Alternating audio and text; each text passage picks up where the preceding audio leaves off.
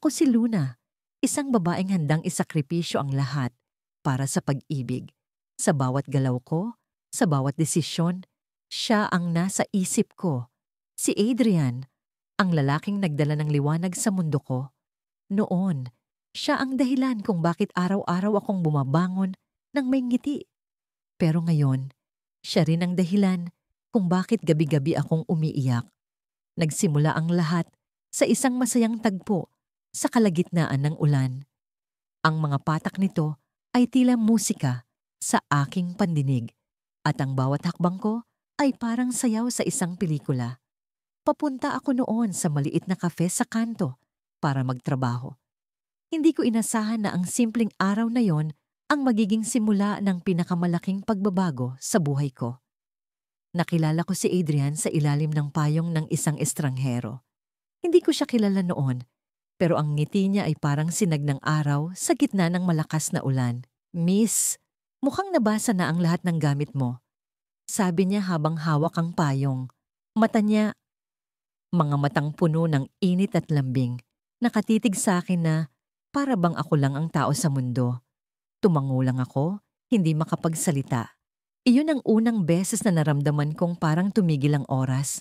Simula noon, hindi na siya umalis sa buhay ko. Siya ang naging payong ko sa lahat ng unos. Sa bawat suliranin, siya ang sagot. Sa bawat takot, siya ang lakas. Hindi ko alam kung paano niya nagawa iyon. Kung paano niya binuo ang mundo ko sa paraang kahit ako ay hindi magawa. Naging inspirasyon ko siya, ang dahilan ng mga pangarap ko. "Alam mo, Luna, ang tadhana ang nagdala sa akin sa'yo," sabi niya minsang magkasama kami sa tabing dagat. Ang alon ay humahalik sa dalampasigan at ang hangin ay malamig, ngunit masarap sa pakiramdam. Hinawakan niya ang kamay ko, marahan ngunit may kapangyarihan. At ako, pipiliin kita araw-araw, kahit ilang beses pa akong pagpilian. Pinili ko siyang paniwalaan. Pinili kong tanggapin ang bawat salitang binitiwan niya. Pinili kong iwan ang lahat para sa kanya. Ang trabaho ko, ang pamilya ko, ang mga pangarap kong mag-isa. Naisip ko noon, ano pa ba ang silbi ng mga yon kung wala siya sa tabi ko? Pero habang tumatagal, unti-unti kong nararamdaman ang pagbabago. Ang mga tawag na dati araw-araw, naging lingguhan. Ang mga yakap na dati mahigpit at puno ng pagmamahal, naging maluwag at tila walang saysay. Hindi ko alam kung ano ang nangyayari, pero pilit kong kinukumbinsi ang sarili ko na baka pagod lang siya. Baka kailangan lang niya ng oras. Baka ako ang may mali. Isang gabi, tinanong ko siya, "Adrian, mahal mo pa ba ako?" Ang tanong na yon ay parang lason sa dila ko. Masakit, mahapdi, ngunit kailangan kong marinig ang sagot. Napatingin siya sa akin, at sa unang pagkakataon, hindi ko nakita ang dating Adrian na minahal ko. Ang mga mata niya ay malamig, walang emosyon, parang estranghero. "Luna, hindi ko alam," sagot niya. Hindi niya alam. Ang mga salitang iyon ang pumatay sa puso ko. Paano mo sasabing hindi mo alam kung mahal mo pa ang isang tao? Paano mo magagawang maging malabo sa bagay na minsan ay naging pinakamalinaw sa buhay mo? Simula noon, tuluyan na siyang nawala. Hindi ko alam kung saan siya nagpunta. Hindi ko alam kung bakit. Ang huling bagay na iniwan niya sa akin ay isang liham. Sa bawat letra, ramdam ko ang kawalan ng pagmamahal, ang pagkakabasag ng mundo ko. "Luna, patawad. Hindi ko kayang ibigay sa iyo ang mundo na pinangako ko. Hindi ako ang tamang tao para sa iyo. Salamat sa lahat, Adrian." Binasa ko yon ng paulit-ulit, umaasang may mahahanap akong sagot na magpapaliwanag sa lahat. Pero walang sagot, walang paliwanag, walang dahilan. Sa huling bahagi ng liham, may isang linya na nagpatigil sa paghinga ko. "May mahal akong iba." Halos madurog ang puso ko sa mga salitang yon. Ang lalaking binigay ko ang lahat. Ang lalaking naging mundo ko. May iba na. Hindi ko alam kung paano ko haharapin ang katotohanan yon. Pero alam ko, hindi na ako ang Luna na kilala niya. Hindi na ako ang babaeng pinili niya. At sa huling sandali ng gabing yon, sa gitna ng luha at sakit, narinig ko ang tunog ng pinto. Bumukas ito at sa harapan ko, tumambad ang hindi ko inaasahang bisita. Si Adrian, ngunit hindi siya nag-iisa. May kasama siyang babae. At siya ang dahilan kung bakit tuluyang gumuho ang mundo ko. Dumating ang araw na akala ko'y pangarap na matutupad. Nakangiti akong naglakad papunta sa kanya. Dala ang isang bagay na matagal ko nang iniingatan. Isang maliit na kahon na may laman na simbolo ng lahat ng pinangarap ko para sa amin. Isang singsing. Hindi ko alam kung saan ko nakuha ang lakas ng loob upang magdesisyon na gawin iyon. Ngunit sigurado ako sa aking nararamdaman. Mahal ko siya. Sapat na yon. Nasa park kami noon, ang lugar kung saan kami unang nagtagpo. Ang hangin ay malamig, ngunit hindi nakakapasok sa init na nararamdaman ko sa loob. Nasa ilalim kami ng malaking puno, kung saan madalas kaming mag-usap ng mga pangarap namin, mga plano, at kung paano namin kukunin ang mundo ng magkasama. Malapit na ang Pasko. Ang mga ilaw na nakasabit sa mga sanga ng puno ay kumikislap, tila nagdiriwang kasama ko. Ngunit nang makita ko siyang nakaupo roon, may kakaiba sa kanyang kilos. Hindi siya nakatingin sa akin. Nakatingin siya sa lupa. Tila may iniisip na malalim. Lumapit ako sa kanya. Tinawag ang pangalan niya. Luis. Umangat ang tingin niya. Ngunit hindi niya akong nginitian gaya ng inaasahan ko. Sa halip, ang mga mata niya ay puno ng kirot. Bago pa ako makapagsalita, nagsalita siya. May kailangan akong sabihin sa'yo, sabi niya. Mahina ang boses. Parang hinila ang puso ko pababa, ngunit pinilit kong ngumiti. Ako rin. May sasabihin sa'yo, sagot ko. Pilit na idinadaan sa pagiging masaya ang bigat na nararamdaman ko. Ngunit hindi siya tumugon sa ngiti ko. Ang lahat sa paligid namin ay tila huminto. Ang ingay ng mga bata, ang tugtog ng Christmas carols, pati na rin ang paggalaw ng hangin. Hindi ako handa sa mga salitang lumabas sa bibig niya. Tapos na, sabi niya. Diretso, walang pag-aalinlangan. Hindi ko maintindihan agad ang ibig niyang sabihin. Anong ibig mong sabihin? Tanong ko, habang ang kamay ko'y mahigpit na nakahawak sa kahon ng singsing. Tumingin siya sa akin, at sa wakas ay nakita ko ang bigat sa likod ng kanyang mga mata. Hindi ko na kaya. Hindi na ako masaya, Angela. Masakit. Parang may sumabog sa loob ko, ngunit wala akong magawa, kundi tumitig sa kanya, naghahanap ng paliwanag. Luis, hindi mo pwedeng sabihin yan ngayon. Hindi mo pwedeng sabihin yan sa ganitong paraan, sabi ko. Pilit na iniintindi ang dahilan niya. Ngunit hindi siya nagbigay ng paliwanag. Tumayo siya, tumingin sa malayo, at sa isang iglap ay parang hindi na siya ang lalaking minahal ko. Sinubukan ko, patuloy niya, pero hindi ko na kayang ipilit ang nararamdaman ko. Hindi na pareho ang lahat. Paano naging ganoon? Ako na nagbigay ng lahat, nagpatuloy kahit mahirap, nagtiwala kahit maraming balakid. Ako na iniwan ang sarili kong mga pangarap upang sumabay sa kanya. Hindi ko maintindihan kung paano niya nagawang sabihin ang mga salitang yon nang walang bahid ng pagsisisi. Naramdaman ko ang malamig na hangin sa paligid, pero ang init sa pisngi ko ay dala ng mga luhang bumabagsak mula sa aking mga mata. Luis, hindi ako naniniwala. Hindi ko matatanggap yan. Sabi ko, ngunit alam kong wala na akong magagawa. Ang paraan ng pagtayo niya, ang kawalan ng emosyon sa mukha niya, ang matigas na tono ng kanyang boses, lahat iyon ay nagsasabing, tapos na nga talaga. At sa huling pagkakataon, tumingin siya sa akin. Pasensya na, Angela, pero kailangan kong gawin to. At bago pa ako makapagsalita, tumalikod siya at naglakad palayo. Ang mga yapak niya sa damuhan ay parang mga sugat sa puso ko. Mabagal, pero masakit. Naiwan akong nakatayo roon. Hawak pa rin ang kahon ng singsing na dapat sana'y magiging simbolo ng bagong simula para sa aming dalawa. Ang mga ilaw ng Pasko sa paligid ay tila nanlilibak. Ang saya ng mundo ay tila isang insulto sa sakit na nararamdaman ko. Napaupo ako sa bench, hindi alam kung anong gagawin. Hindi ko na napansin ang mga tao sa paligid, ang mga tawanan, ang malamig na hangin. Ang lahat ng yon ay parang naglaho at sa halip ay naramdaman ko ang bigat ng kawalan. Paano ko haharapin ang mundo kung ang taong bumuo nito para sa akin ay siya ring gumiba nito? At sa pag-upo ko roon, napansin ko ang isang papel na naiwan niya sa bench. Isang maliit na sulat, nakatiklop. Nang buksan ko ito, ang nakasulat ay isang bagay na hindi ko inaasahan. Ang mga salitang iyon ay parang mga kutsilyo na tumusok sa puso ko. Hindi ko alam kung paano ko haharapin ang katotohanang hindi lang niya ako iniwan. Pinili niya ang iba. Ang bigat ng sakit ay tila hindi ko kayang dalhin. Ang mundo ko ay tuluyang gumuho sa harapan ko.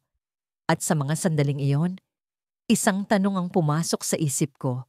Sino siya? Sino ang taong pinalit niya sa akin? Nasa harapan ko siya ngayon, sa parehong lugar kung saan kami unang nagkita. Ang bench na ito sa parkeng tahimik, ang mga dahon ng punong akasya na sumasayaw sa hangin, ang tunog ng mga batang nagkakatuwaan sa di kalayuan.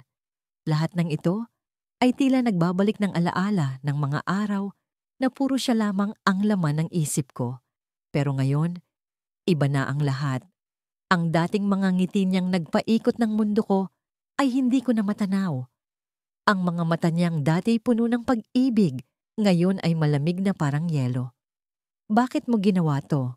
Sabi ko, pilit hinahanap ang lakas sa tinig ko na tila naubos na. Hindi ko alam kung gusto kong sumigaw o magmakaawa. Ang bigat sa dibdib ko ay parang bakal, humihila sa bawat hininga ko pababa. Sa lahat ng ibinigay ko, sa lahat ng isinuko ko para sa'yo. Bakit? Hindi siya sumagot. Nakatingin lang siya sa malayo. Parang may hinahabol sa kawalan o baka may iniwasan. Ang tahimik niya, ngunit ang katahimikan niya ang mas sumisigaw sa akin kaysa sa kahit anong salita. Isang beses ko pang inulit ang tanong, pero naramdaman ko na agad na wala talaga siyang balak sagutin. Ang mga kamay ko ay nanginginig. Hindi ko alam kung dahil sa galit o takot. Takot na tuluyan na siyang mawala. Takot na baka hindi ko na siya maibalik. Mahal mo ba siya? Tanong ko. Wala nang pakialam kung masaktan pa ako sa sagot. Dati, hindi ako kailanman nagtatanong ng ganito. Alam kong mahal niya ako. Ramdam ko yun. Alam ko sa bawat yakap, sa bawat tingin, sa bawat gabi na magkasama kami. Pero ngayon, parang ibang tao ang nasa harap ko. Hindi pa rin siya kumibo. Pero hindi ko kailangan ng sagot. Dahil kung paano siya umiwas sa tingin ko, kung paano siya nanatiling tahimik, ay sapat na upang sagutin ang tanong. Mahal niya ang iba. Hindi na ako ang mundo niya. Hindi na ako ang dahilan ng mga ngiti niya. Pinilit kong mong ngumiti, kahit parang binabalatan ng puso ko. Kaya pala lagi kang wala. Kaya pala ang daming dahilan. Ang daming palusot, ang daming pasensya na busy ako. Alam kong nagbabago siya, pero pinaniwalaan ko pa rin siya. Pinili ko siyang unawain. Pinili ko siyang panindigan, kahit pa ang daming pagkakataon na parang hindi na niya ako pinipili. Hindi ganong kadali. Sa wakas, nagsalita siya. Pero ang tinig niya ay mahina, parang siya mismo ay hindi sigurado sa sinasabi niya. Hindi ko sinadya. Hindi ko ginusto. Pero ginawa mo pa rin. Sagot ko, hinahamon ang bawat salita niya. Ang sakit ng katotohanan, pero alam kong kailangan kong marinig ito. Kailangan kong harapin ito. Dahil kung hindi, paano ako makakawala? Paano ako makakalaya sa tanikala ng pagmamahal na ito na siya na mismo ang nagputol? Tumingin siya sa akin sa unang pagkakataon. At sa mga mata niya, nakita ko ang isang bagay na mas masakit pa sa pagtataksil, awa. Awa para sa akin. Hindi ko alam kung anong mas masakit. Ang katotohanang hindi na niya ako mahal o ang katotohanang naaawa na lang siya sa akin. Pasensya ka na, sabi niya. At ang mga salitang yun ay parang isang sibat na tumama sa puso ko. Pasensya? Iyon ba ang lahat ng kaya niyang sabihin? Iyon ba ang kabayaran ng mga taon na itinaya ko para sa kanya? Ang mga pangarap na magkasama naming binuo? Ang sarili kong mga pangarap na iniwan ko para sa kanya? Tumayo siya at bigla akong kinabahan. Parang ang bawat kilos niya ay hudyat ng pagtatapos ng pamamaalam. Napatingin ako sa mga kamay niya, walang singsing. Ang singsing na ibinigay ko sa kanya noong araw na nangako kami sa isa't isa. Ang singsing na simbolo ng lahat ng ipinaglaban ko para sa kanya. Nasaan ang singsing mo? Tanong ko. Halos hindi ko na marinig ang sarili kong tinig. Pero hindi siya sumagot. Tumalikod siya at bawat hakbang niya palayo ay parang martilyo sa puso ko. Hindi ko alam kung susundan ko siya o hahayaan na lang siyang umalis. Pero bago pa tuluyan siyang mawala, may sinabi siya, mahina ngunit malinaw. Hindi ko na mahahanap ang sarili ko sa mundo mo. Patawarin mo ako. At doon ko naintindihan, hindi lang ako ang nawalan, hindi lang ako ang iniwan. Siya rin. Iniwan niya ang sarili niya para sa akin, para sa mundo naming dalawa. At ngayon, gusto niyang bumalik sa mundo niya. Kahit pa ang ibig sabihin noon ay ang pag-alis niya sa akin. Nang tuluyan na siyang mawala sa paningin ko, napansin ko ang isang bagay sa bench kung saan siya nakaupo kanina. Isang maliit na kahon. Marahil kanina pa niya iniwan. Binuksan ko ito at ang laman ay ang singsing na ibinigay ko sa kanya.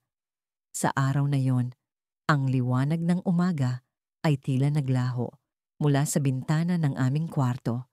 Kahit pa ang sinag ng araw ay pumapasok, ang bigat sa dibdib ko ay mas mabigat pa sa pinakamadilim na ulap. Nakatingin ako sa kisame, pilit inaalala ang mga huling sandali naming magkasama. Ang mga halik niya, ang mga yakap na dati parang espasyo kung saan ligtas ako. Lahat iyon ay parang naging usok na unti-unting nawawala sa hangin. Nasa tabi ko ang cellphone, nakapatong sa kama tulad ng patalim na handang sumaksak anumang oras. Hindi pa rin siya tumatawag, hindi pa rin siya nagte-text. Sa bawat segundo ng katahimikan, parang may bumubulong sa akin. Tapos na. Ngunit ayaw kong maniwala. Sabi ko sa sarili ko, baka busy lang siya, baka may emergency, baka may dahilan. Pero ilang oras na ang lumipas, ilang araw na rin. At sa bawat pag-inom ko ng tubig, sa bawat paghinga ko, parang may lason sa loob ng katawan ko na hindi ko maalis. Nagpasya akong tumayo. Lumapit ako sa aparador kung saan nakatago ang mga litrato namin. Isa-isa kong binuksan ang mga kahon. Naroon ang mga Polaroid na magkasama kaming nakangiti. Ang mga tiket sa sinehan kung saan unang beses kaming nanood ng pelikula. At ang kwintas na binigay niya noong anibersaryo namin. Parang ang bawat bagay na yon ay sumisigaw ng mga alaala. Pero ngayon, ang sigaw na yon ay tila nagiging panlilibak. Bakit ako ang iniwan? Bakit ako ang sinaktan? Bakit parang ako lang ang nagbigay ng lahat? Habang siya, isang iglap lang, nawala. Kinuha ko ang kwintas at hinawakan ng mahigpit. Hindi ko alam kung galit ba ang nararamdaman ko o pangungulila. Pumikit ako, pilit na inaalala ang mukha niya, ang mga mata niyang puno ng pangako, ang mga ngiti niyang parang araw sa gitna ng ulan. Ngunit ang mga alaala ay parang naging matalas na kutsilyo, bumabaon sa kaloob-looban ng puso ko. Hindi ko na kaya. Kailangan kong malaman ang sagot, kahit masaktan ako. Kailangan kong harapin ang katotohanan, kahit pa ang katotohanan yon ang tuluyang bumasag sa akin. Nagbihis ako. Sa salamin, nakita ko ang sarili ko, isang babaeng halos hindi na makilala. Ang mga mata ko'y namumugto, ang pisngi ko'y namutla, ang mga labi ko'y tuyot. Ako na ba ito? Ang babaeng ibinigay ang lahat para sa kanya, ang babaeng naniwala sa pag-ibig na walang hanggan. Lumabas ako ng bahay. Ang hangin sa labas ay malamig, ngunit hindi nito mapigil ang init ng damdamin ko. Sakay ng jeep, tinahak ko ang daan papunta sa lugar kung saan madalas kaming magkita. Sa bawat segundo ng biyahe, ang puso ko'y parang tambol na malakas ang pintig. Hindi ko alam kung handa ba ako sa kung ano ang sasabihin niya. Pero alam ko, kailangan ko itong gawin. Pagdating ko sa lugar, nakita ko siya. Nakaupo siya sa isang bench, tahimik, nakatingin sa telepono. Parang ang lahat ng ingay sa paligid ay naglaho. Ang mundo ko ay umiikot lang sa kanya. Ang mga mata ko'y hindi makawala sa kanya. At sa bawat hakbang ko'y parang binibilang ko ang mga segundo hanggang sa muli kong makita ang mga mata niyang minsang nangako na ako ang mundo niya. Alex, sabi ko, mahina ngunit puno ng emosyon. Tumayo siya, nagulat sa presensya ko, ngunit may kung anong malamig sa ekspresyon niya. Hindi ko yun maintindihan. Anong ginagawa mo rito? Tanong niya, diretso, walang init. Ang tanong na yon ang parang naging unang suntok sa akin. Pero hindi ako nagpadala. Kailangan kong malaman, bakit hindi ka tumatawag? Bakit hindi ka nagte-text?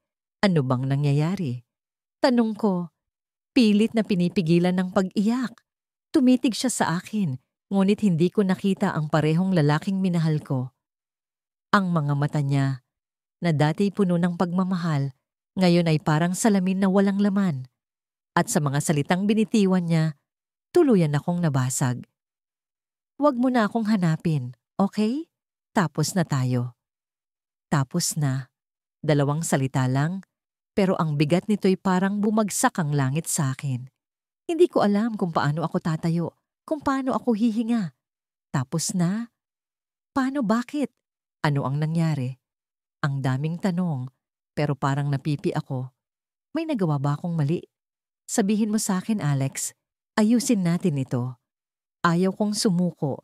Pag susumamo ko, hawak ang braso niya. Ngunit marahas niyang inalis ang kamay ko. Hindi ikaw ang problema. Ako. Hindi kita kayang mahalin gaya ng pagmamahal mo sa akin. Hindi ko na kayang ipilit ang sarili ko. Hindi ko na kayang magpanggap. Ang bawat salita niya ay parang lasong dumadaloy sa akin. Hindi ko na kayang tumayo. Hindi ko na kayang magsalita. At sa huling pagkakataon, bago siya lumayo, may binulong siya sa akin. Isang bagay na tuluyan kong hindi inasahan. May iba na ako. Hindi ko maikakaila. Siya ang naging mundo ko. Sa bawat paghinga, sa bawat tibok ng puso, naroon siya. Siya ang dahilan, ang sentro. At ngayon, narito ako, nakatitig sa kawalan. Iniisip kung paano nagsimulang gumuho ang lahat. Sa loob ng ilang minuto, nagbago ang lahat. Ang dating mundo kong puno ng kulay ay unti-unting naging itim at puti. Nagsimula ang araw na yon na parang normal lang. Nasa kusina ako, nagluluto ng paborito niyang almusal, scrambled eggs na may kaunting keso at bawang, at tinapay na may mantikilya. Alam kong paglabas niya mula sa kwarto, ngingiti siya at ipaparamdam sa akin na tama ang lahat sa mundo. Pero hindi iyon ang nangyari. Lumabas siya, hindi nakangiti. May malamlam na tingin sa kanyang mga mata. Sa unang beses, hindi ko inisip na may mali. Siguro pagod lang siya. Siguro may iniisip. Pero nang makaupo siya sa harap ng lamesa, sa pagitan namin ng plato ng pagkain na inihanda ko, napansin ko ang bigat ng katahimikan. Para itong isang ulap na bumalot sa buong bahay. Ano ang problema? Tanong ko sa kanya. Pilit na pinapanatiling normal ang tono ng boses ko. Pero kahit ako, naramdaman ko ang panginginig sa aking mga salita. Hindi siya sumagot agad. Tumitig lang siya sa plato, hindi kumikilos. Ang mga mata niya, tila malayo, parang nasa ibang mundo. At doon ko naramdaman ang unang saksak. Isang malamig na pakiramdam na lumusot sa aking dibdib. May kailangan akong sabihin. Sa wakas, binasag niya ang katahimikan. Ang boses niya, mababa. Halos hindi ko marinig. Pero sapat na yon para magdulot ng kaba sa aking sikmura. Ano? Tanong ko. Mas mahina, mas takot. Tumayo siya mula sa lamesa. Hindi man lang hinawakan ng pagkain. Lumakad siya patungo sa bintana. Nakatingin sa labas, sa kalangitan, na tila nagbabanta ng ulan. Sa bawat hakbang niya, Parang may gumuguhong pader sa loob ng puso ko. Pagod na ako, bulong niya, pero sapat na para mag-iba ang ritmo ng mundo ko. Nakaramdam ako ng biglaang pagkahilo, parang hindi ko maintindihan ang narinig ko. Pagod? Anong ibig mong sabihin? Tumayo ako. Hindi ko na kayang manatili sa lugar kung saan nararamdaman ko ang lamig ng kanyang presensya.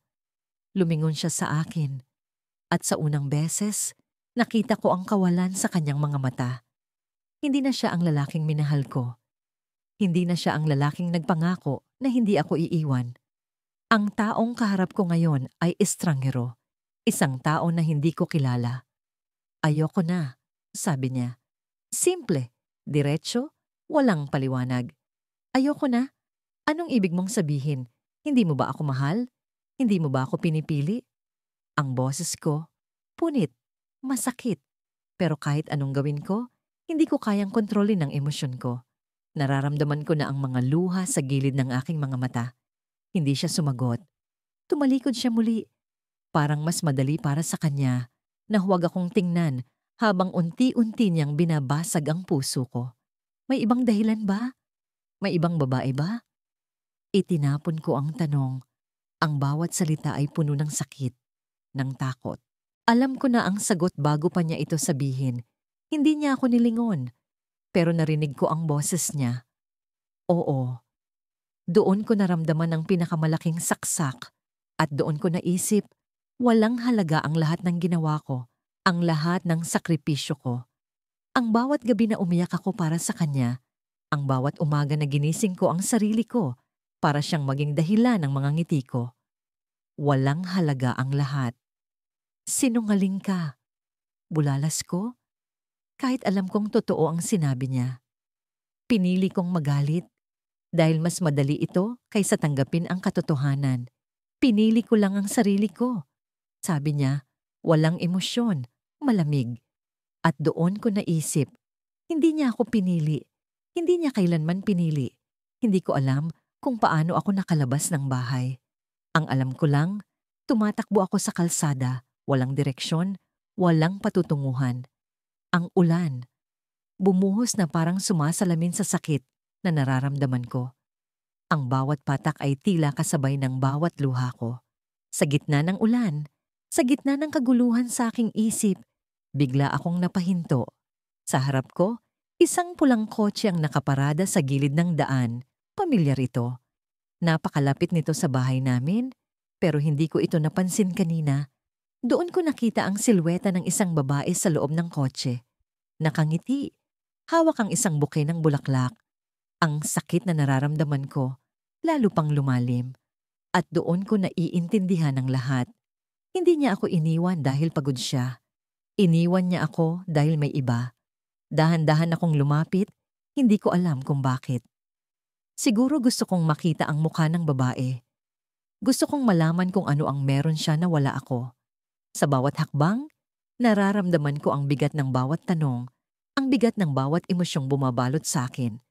At doon, sa harap ng kotse, huminto ako. Sa sandaling iyon, tumingin siya sa akin, ang babaeng nasa kotse. At ang mundo ko, bumagsak ng tuluyan. Siya ang babaeng pinakakilala ko. Siya ang babaeng pinagkakatiwalaan ko. Siya ang babaeng kaibigan ko. Nakatingin ako sa kisame ng kwarto habang ang katahimikan ay bumabalot sa akin. Parang mabigat na kumot na hindi ko maiwaksi. Naririnig ko ang tunog ng orasan. Tik-tak, tik-tak. Pero parang mas malakas ang tibok ng puso ko. Nasa pagitan ako ng galit at pangungulila.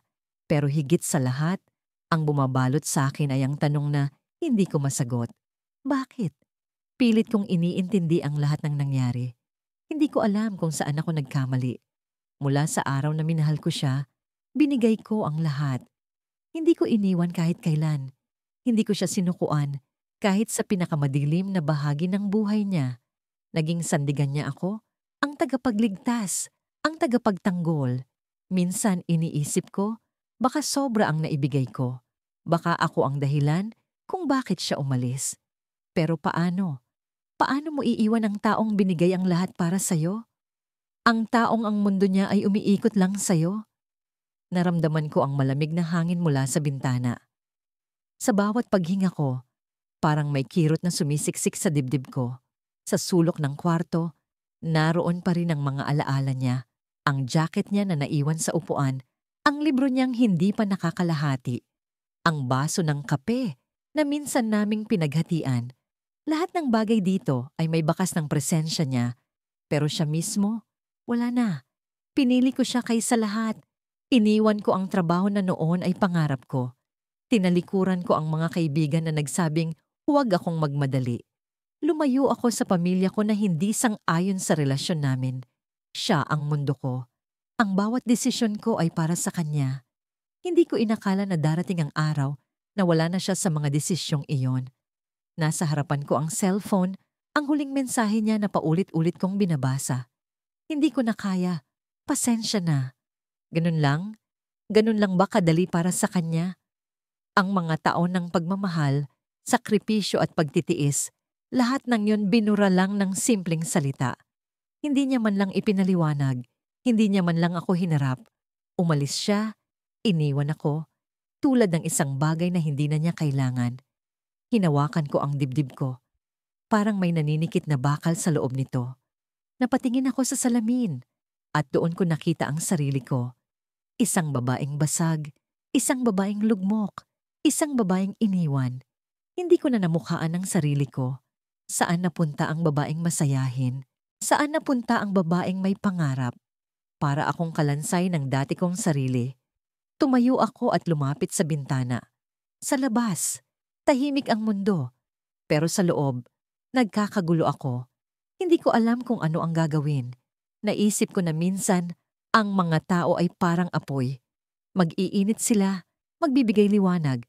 Pero darating ang oras na mawawala sila, iiwan kang malamig at madilim. Ganon din siya. Siya ang apoy sa buhay ko. Pero ngayon, ang naiwan na lang ay abo. Biglang tumunog ang cellphone ko. Napakapit ako sa kurtina, parang natatakot akong makita kung sino ang tumatawag. Sa loob ng ilang segundo, hindi ako gumalaw. Pero nang tingnan ko ang screen, hindi ko inasahan ang pangalan na nakita ko. Si Mia, ang matalik kong kaibigan na hindi ko kinausap sa loob ng 2 taon. Mula noong piliin ko si Nathan kaysa sa kanya. Hello? Nanginginig ang boses ko nang sagutin ang tawag. May sasabihin ako sa'yo. Diretso ang tono niya, walang paligoy-ligoy. Alam kong galit ka sa akin, pero kailangan mong malaman ito. Napahawak ako sa dibdib, sa likod ng galit at tampo. Naramdaman ko ang pangungulila ko sa kanya. Sa kabila ng lahat, alam kong si Mia ang laging nasa tabi ko noon, ang laging nagtatanggol sa akin. Pero ang mga salitang binitawan niya pagkatapos kong piliin si Nathan. Mag-ingat ka sa kanya. Ang naging dahilan kung bakit ako lumayo. Ano yun? Tanong ko. Halos pabulong. Tahimik siya saglit. Narinig ko ang malalim niyang paghinga bago siya nagsalita. Hindi ko alam kung paano ko sasabihin, pero kailangan mong malaman na hindi ka iniwan ng walang dahilan. Si Nathan, may iba siya, at matagal na. Para akong binuhusan ng malamig na tubig, hindi ko alam kung anong mararamdaman ko. Ang sakit na nararamdaman ko kanina, parang dumoble. Hindi ko magawang magsalita, hindi ko magawang huminga. Ang puso ko, parang tinusok ng libo-libong karayom. Paano mo nalaman?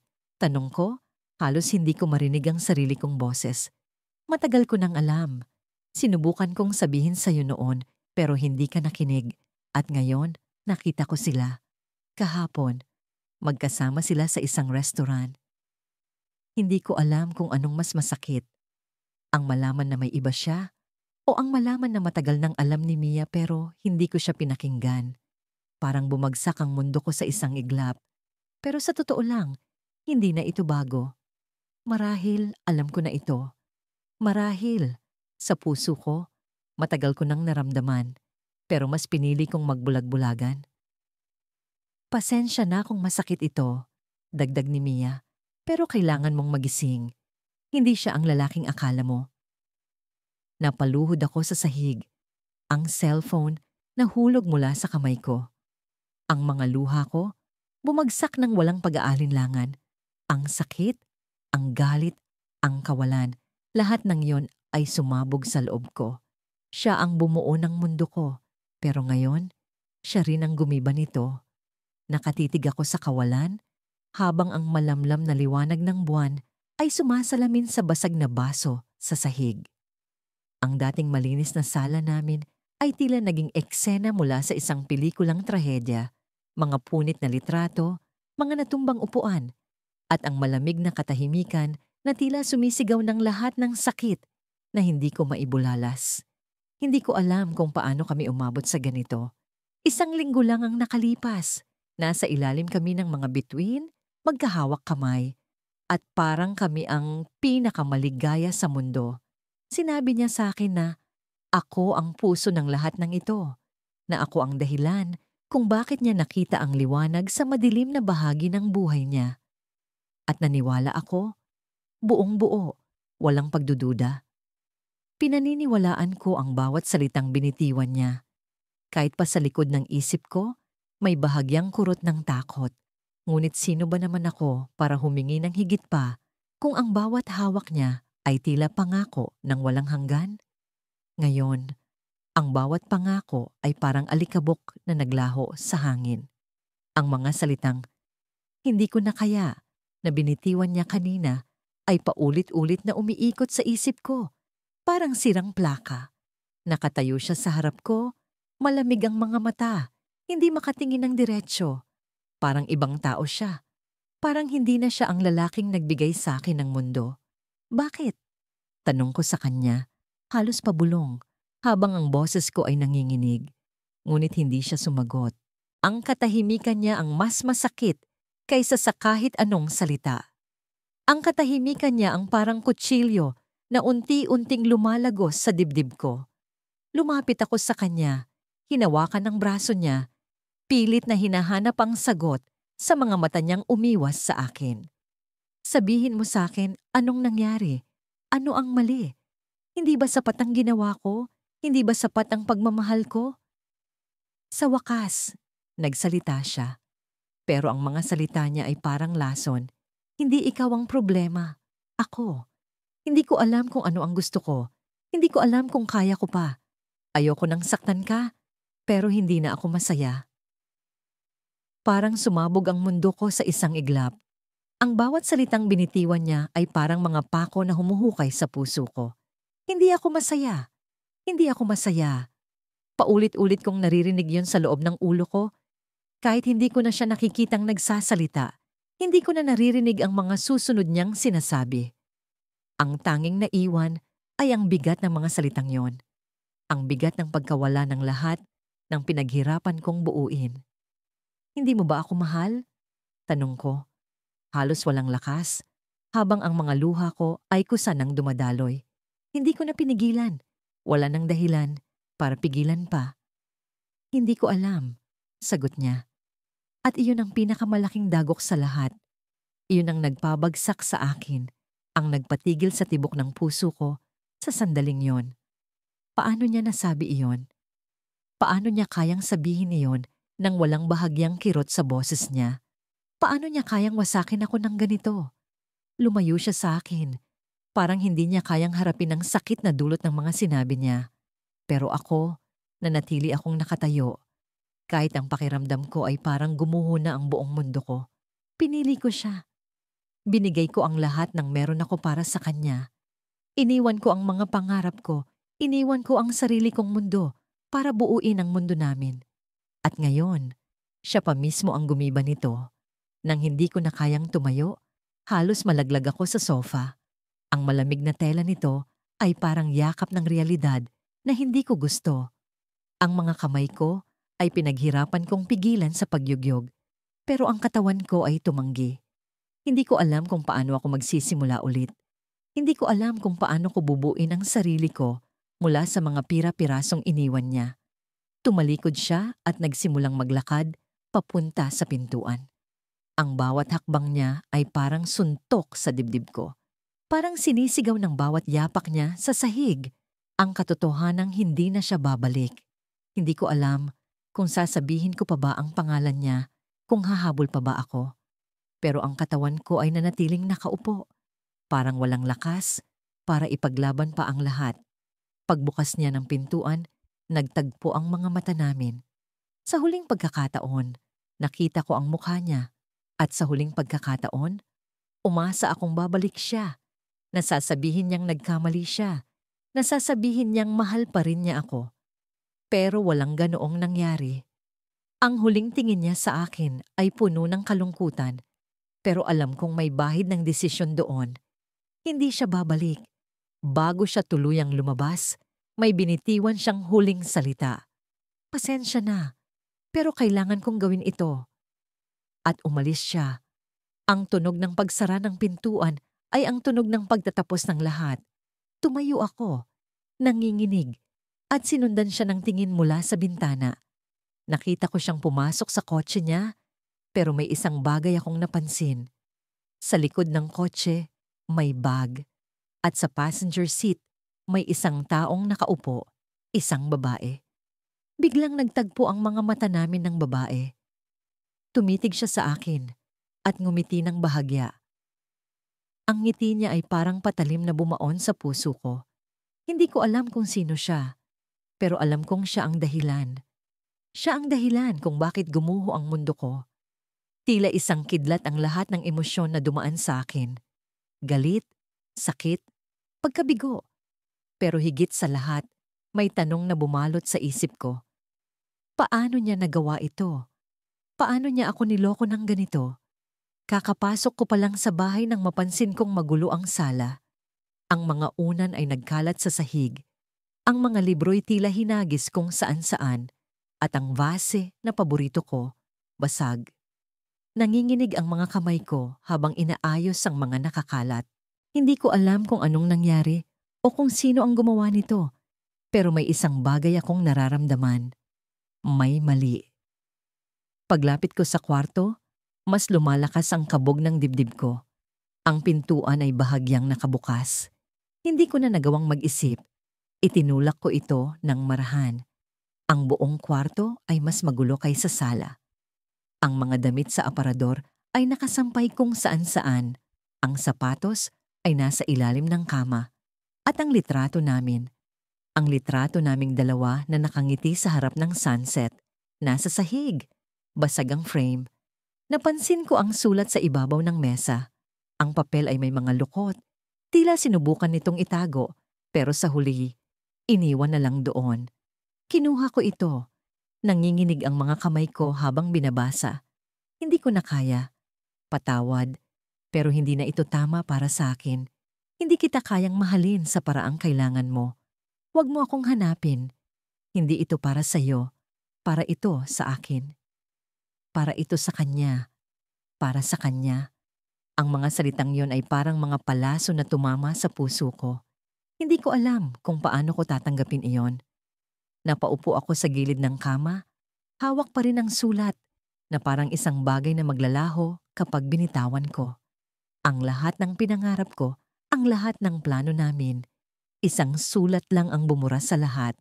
Bakit hindi niya sinabi ng harapan? Bakit kailangan niyang sirain ang lahat bago siya umalis? Ang sofa, ang vase, ang litrato, lahat iyon ay may bahagi ng kwento namin. Lahat iyon ay may alaala. Pero sa isang iglap, parang gusto niyang iwanan ang mga pira-piraso para ipakita kung gaano niya ako gustong kalimutan. Tumayo ako at dumiretso sa banyo. Gusto kong maghilamos, gusto kong gumising mula sa masamang panaginip na ito. Pero nang tumingin ako sa salamin, hindi ko nakilala ang babaeng nakatingin sa akin. Siya ba ang babaeng minahal niya? O siya na ang babaeng iniwan niya? Ang mga mata ko'y namumugto. Ang labi ko'y nanginginig. Ang dating ningning ng mukha ko ay napalitan ng kawalan. Isang ingay ang narinig ko mula sa labas. Biglang tumayo ang balahibo ko. May tao. Hindi ko alam kung siya iyon o kung sino ang maaring nandito. Lumabas ako ng banyo at dahan-dahang sumilip sa sala. Ang pinto ay bahagyang nakabukas. Ang hangin mula sa labas ay malamig at may dalang kakaibang tensyon. Lumapit ako sa pinto. Hinahanap ko ang lakas ng loob para isara ito. Pero bago ko pa ito magawa, may isang bagay akong napansin. Sa labas, sa madilim na kalsada, may isang kotse na nakapark. Hindi ko ito pamilyar. Hindi ito ang kotse niya. Pero bakit parang ang kotse na yon ay may kinalaman sa lahat ng ito? Ang mga ilaw nito ay naka-off, pero may aninong gumalaw sa loob. Hindi ko alam kung dapat ba akong matakot o magtanong. Napaatras ako mula sa pinto, pero hindi ko sinara. Bumalik ako sa kwarto, kinuha ang cellphone ko at tinawagan siya. Nag-ring. 1, 2, 3 beses, pero walang sumagot. Ang tunog ng voicemail ang nagbigay sa akin ng sagot na hindi ko gustong marinig. Wala na siya. Hinagis ko ang cellphone sa kama, pero ang tunog nito ay parang mas malakas kaysa inaasahan ko. Parang bumagsak din ang puso ko kasabay nito.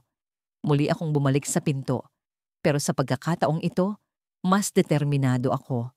Lumabas ako, nilapitan ng kotse. Ang malamig na hangin ay parang mga kamay na humihila sa akin pabalik, pero hindi ako tumigil. Sa bawat hakbang, mas nararamdaman ko ang tensyon. Nang nasa harap na ako ng kotse, kumatok ako sa bintana nito. Hindi ko alam kung bakit ko ginawa iyon. Siguro gusto kong malaman kung sino ang naroon. Siguro gusto kong malaman kung may koneksyon ito sa sulat. Pero bago pa bumukas ang bintana, may narinig akong boses mula sa likuran. Isang pamilyar na boses. Hindi mo ba talaga ako susukuan? Napalingon ako. Siya ang bumuo ng mundo ko. Siya ang gumiba nito. Pero bakit siya narito? At bakit hindi siya umalis tulad ng sinabi niya? Ang mga mata niya ay malamlam, pero hindi ko maipinta kung ano ang nararamdaman niya. Galit? Lungkot? Takot? Hindi ko alam. Anong ginagawa mo rito? Tanong ko. Ang boses ko'y nanginginig. Hindi siya sumagot. Sa halip, lumapit siya sa akin. Ang mga hakbang niya ay mabigat. Parang bawat galaw ay may dalang lihim na hindi ko kayang maintindihan. Naramdaman ko ang malamig na hangin sa pagitan namin, pero hindi ko ininda yon. Sa isang iglap, hinawakan niya ang kamay ko. Hindi ko kayang sabihin lahat sa'yo, pero kailangan mong malaman. Hindi lang ikaw ang dahilan, kaya ako umalis. Ang mga salitang yon ay parang yelo na dumapo sa balat ko. Hindi lang ako. Ano ang ibig niyang sabihin? Pero bago pa ako makapagtanong, lumapit ang kotse. Bumukas ang pinto nito at lumabas ang isang babae. Ang babae ay may hawak na bag. Ang mga mata niya ay diretso sa akin. Siya ang dahilan, sabi niya. Ang boses niya ay malamig at puno ng hiwaga. At sa sandaling iyon, bumagsak ang lahat ng inaakala kong alam ko. Pagpasok ko sa kwarto niya, bumungad agad ang amoy ng paborito niyang pabango. Isang halimuyak na tila nagdikit na sa mga dingding sa bawat sulok ng espasyo. Ang mga mata ko'y agad nahulog sa kama niyang hindi naayos. Ang mga unan ay nagsasalaysay kung paano siya umalis nang minamadali. Sa sahig, naroon ang isang pares ng sapatos na huli kong nakita sa kanya noong gabing yakap niya ako. At sinabi niyang mahal niya ako. Ang silid na ito, ang espasyong minsan naming pinagsaluhan, ay puno ng mga alaala. Dito kami nagtawanan, dito kami bumuo ng mga pangarap. Sa bawat pader, tila naririnig ko pa ang mga bulong niya sa akin.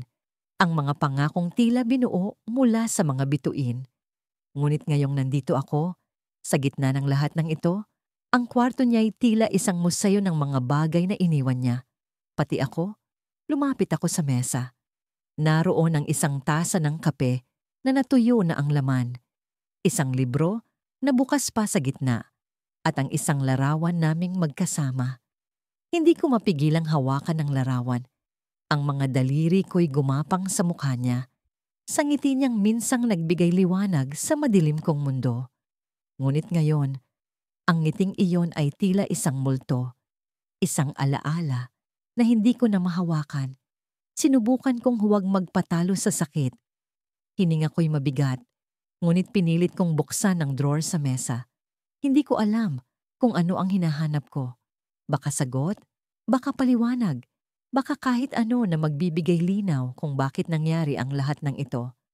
At doon ko nakita ang isang sulat na nakatupi ng maayos. Ang pangalan ko ang nakasulat sa labas ng sobre. Ang tintay parang sumisigaw sa akin. Hindi ko alam kung anong mararamdaman. Ang puso ko'y nag-uumpugan sa kaba at galit, sa takot at pag-asa. Ngunit sa huli, binuksan ko ang sulat. Ang mga mata ko'y mabilis na sumuyod sa bawat linya. Ang mga salitang iniwan niya sa papel. Para sa'yo, hindi ko alam kung paano kita sisimulan o kung paano kita tatapusin. Ang totoo, hindi ko alam kung paano ko haharapin ang lahat ng ito. Pero isang bagay lang ang malinaw. Mahal kita. Mahal kita sa paraang hindi ko inisip na posible. Ngunit mahal din kita sa paraang hindi ko kayang panindigan. Hindi ito dahil sa'yo. Ikaw ang pinakamagandang bagay na dumating sa buhay ko. Ikaw ang naging liwanag sa mga gabi kong madilim. Ang naging lakas sa mga araw kong mahina. Ngunit sa kabila ng lahat ng ito, may mga bagay na hindi natin kayang kontrolin. May mga bagay na mas malaki sa atin. Mas malakas sa pag-ibig na meron tayo. Hindi ko alam kung paano kita iiwan, pero alam kong kailangan. Patawad. Pero hindi ko kayang maging tao para sa'yo na inaasahan mong magiging ako. Hindi ko kayang ibigay ang mundo na pinangako ko sa'yo dahil kahit paano ko pilitin, hindi ito magiging totoo. Patawad. Mahal kita. Pero ito ang huli. Ang mga kamay ko'y nanginig habang hawak ang sulat. Ang mga mata ko'y puno ng luha, ngunit hindi ko magawang umiyak. Ang bawat salita'y parang tinik na tumusok sa puso ko. Ang bawat linya'y nag-iwan ng sugat na hindi ko alam kung kailan maghihilom. Mahal niya ako, pero iniwan niya ako. Mahal niya ako, pero hindi niya ako pinili. Mahal niya ako, pero hindi siya lumaban para sa akin. Hindi ko maintindihan kung paano naging tama ang ganitong klaseng pag-ibig. Ang klaseng nagtatapos sa salitang huli. Lumapit ako sa bintana ng kwarto niya, ang mga mata ko'y tumingin sa labas. Sa malayo, ang langit ay puno ng ulap, ang ulan ay bumagsak sa lupa, tulad ng mga luhang hindi ko kayang ibuhos. Ang mundo ay parang tumigil, ang oras ay parang hindi gumagalaw. Ang sakit ay nasa lahat ng dako, sa hangin, sa ulan, sa puso ko. At doon, sa gitna ng katahimikan, naririnig ko ang tunog ng pinto. Bigla itong bumukas at ang mga mata ko'y mabilis na tumingin sa direksyon nito. Akala ko'y siya, akala ko'y bumalik siya upang bawiin ang lahat ng sinabi niya, upang sabihin sa akin na nagkamali siya, na mahal niya ako at hindi niya ako kayang iwan. Ngunit hindi siya ang nasa pinto. Isa itong babae. Isang pamilyar na mukha, ngunit hindi akin. Siya ang babae sa larawan, sa teleponong nakita ko noong nakaraang linggo. Ang babaeng sinabi niyang, kaibigan lang, at sa sandaling iyon, naintindihan ko. Hindi ako iniwan dahil sa mga pangako niyang hindi niya kayang tuparin. Iniwan niya ako para sa ibang tao. Habang nakatingin ako sa labas ng bintana ng bus, ramdam ko ang bigat ng bawat paghinga. Ang mga ulap sa langit ay tila sumasalamin sa magulong damdamin ko. Madilim, mabigat, at walang tiyak na direksyon. Ang mga mata ko, pagod sa kakaiyak, ay tila gustong magsara, ngunit hindi ko magawang ibaling ang isip ko sa kahit ano maliban sa kanya. Sa kanya na bumuo ng mundo ko. Sa kanya na giniba ito. Hindi ko alam kung paano ako nakarating dito. Ang bawat hakbang na ginawa ko papunta sa bus stop ay parang isang mahabang paglalakbay sa disyerto. Parang walang hanggan, walang lunas. Ang bawat tunog ng gulong sa kalsada ay tila saksak sa puso ko. Paulit-ulit na nagpapaalala sa sakit ng kanyang mga salitang iniwan. Hindi ko na kaya. Hindi na tayo pareho ng landas, sabi niya.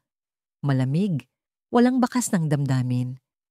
Kinikilabutan ako tuwing naaalala ko ang ekspresyon ng kanyang mukha. Ilang buwan lang ang nakalipas. Puno iyon ng pagmamahal. Ngayon, para bang wala na akong halaga sa kanya.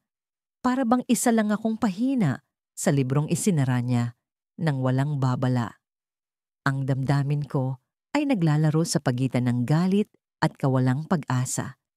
Paano niya nagawang itapon ang lahat ng pinagsamahan namin? Ang bawat pangako, bawat halik, bawat yakap, ang bawat gabi na magkasama kami, na magkahawak kamay habang pinapangarap ang hinaharap. Sa isang iglap, lahat iyon nawala, parang bula. Hindi ko mapigilan ang sarili kong magtanong, ano ang mali sa akin? Sinubukan ko ang lahat para maging perpekto para sa kanya. Iniwan ko ang mga pangarap ko, ang mga plano ko, para suportahan siya, para mahalin siya ng buo. Kahit minsan ay nawawala na ako sa sarili kong mundo. Pero siguro, iyon ang naging mali ko. Nagbigay ako ng sobra hanggang sa wala nang natira para sa sarili ko. Lumabas ang konduktor ng bus at sinabing malapit na kami sa huling destinasyon. Hindi ko alam kung paano ko nahanap ang lakas na bumangon at maglakad papunta sa pinto. Ang mga hakbang ko ay mabigat. Bawat isa ay parang pinipilit akong bumalik sa nakaraan, sa kanya. Pero alam ko, sa puso ko, na hindi na pwede. Hindi na pwede dahil siya na mismo ang pumili na tapusin ito. Pagbaba ko ng bus, sinalubong ako ng malamig na hangin. Para bang niyayakap ako ng mundo sa kalungkutan nito. Napatigil ako sa gitna ng kalsada, hindi alam kung saan pupunta. Ang tanging dala ko ay ang bag na puno ng mga alaala, mga litrato naming dalawa, mga sulat niyang puno ng pangakong ngayon ay wala ng saysay. Sinubukan kong maglakad, ngunit biglang may dumaan na pamilyar na boses. Hindi ko alam kung guni-guni lang yon, pero natigilan ako. Napalingon ako sa direksyon ng boses at doon ko siya nakita. Si Miko, ang lalaking bumuo ng mundo ko. Kasama niya ang isang babae. Magkasabay silang naglalakad, magkahawak ng kamay. Ang mga mata niya, na minsan ay puno ng pagmamahal para sa akin, ay nakatuon sa kanya. Ang ngiti niya, ang ngiti na minsan ay akin lang, ay para sa kanya. Ang sakit na naramdaman ko sa sandaling yon ay hindi maipaliwanag. Para bang may pumunit sa puso ko, iniwan akong duguan. Hindi ko alam kung magtatago ako o haharapin siya. Ang mga paa ko ay tila nakapako sa lupa, tumangging gumalaw. Pero bago pa ako makapagdesisyon, napansin niya ako. Nagkatinginan kami. Sandali lang yon, pero sapat na para mabura ang lahat ng lakas na natitira sa akin. At doon ko narinig ang boses niya ulit. Ang boses na minsan ay naging tahanan ko. Camille, tawag niya. Pero naputol yon ng pagtawag ng babae sa kanya. Miko, tara na, sabi niya habang naglalambing. Sinundan ko sila ng tingin habang papalayo. Ang puso ko ay parang hinihila palapit sa kanya. Pero alam kong wala na akong lugar doon. Wala na akong lugar sa mundo niya. Ngunit bago pa sila tuluyang mawala sa paningin ko, may isang bagay akong napansin. Ang babae, siya ang dating kaibigan ko, si Eliza. Sa kabila ng nagbabagang araw, tumutok ang mga mata ko sa kanya. Si Ariel, ang lalaking pinili kong mahalin ng buo, nang walang takot, nang walang alinlangan. Sa bawat galaw niya, may alingaw-ngaw ng alaala. Ang mga tawanan namin sa ilalim ng ulan, ang mga pangakong binitiwan sa pagitan ng mga yakap, at ang mga halik na tila bumubuo ng isang mundong para lamang sa aming dalawa. Pero ngayong nasa harapan ko siya, ang mundong iyon ay tila gumuguho sa bawat tiklop ng kanyang ekspresyon. Anong ginagawa mo rito? Tanong ko, pilit na pinipigilan ng panginginig ng boses ko. Hindi ko alam kung takot o galit ang nararamdaman ko, pero alam kong hindi ito simpleng pagkagulat. May bigat sa bawat hakbang niya, papalapit sa akin, at ang bigat na yon ay parang bumabagsak sa dibdib ko. Kinailangan kong makita ka, sagot niya. Dahan-dahang inilalapit ang kamay niya sa akin, pero umatras ako. Hindi ko alam kung kaya ko pa siyang hawakan. Ang mga kamay niyang dati nagbibigay sa akin ng katiyakan, ngayon ay tila mga palaso na naghuhudyat ng panibagong sugat. Matapos ang lahat ng nangyari, Ariel, Matapos mo akong iwan, matapos mong sirain ang lahat, hindi ko na napigilan ang pag-agos ng mga salita. Alam kong may luha na sa mga mata ko, pero hindi ko na alintana. Ang sakit ay mas malakas kaysa sa kahihiyan. Hindi siya sumagot agad. Tumitig lang siya sa akin na parang may sinasabi ang bawat tahimik na segundo. At doon ko napansin ang kakaiba. Ang usual na tiwala sa mga mata niya ay napalitan ng isang bagay na mas madilim. Isang bagay na hindi ko maipaliwanag.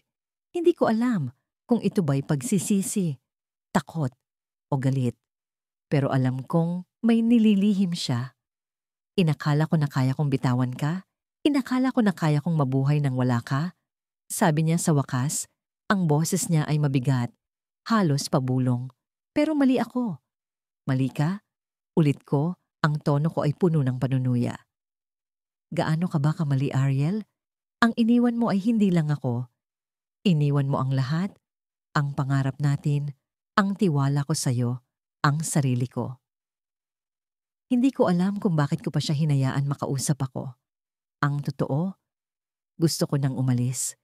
Gusto ko nang takasan ang presensya niya dahil alam kong ang bawat saglit na kasama siya ay parang lason na unti-unting sumisira sa akin.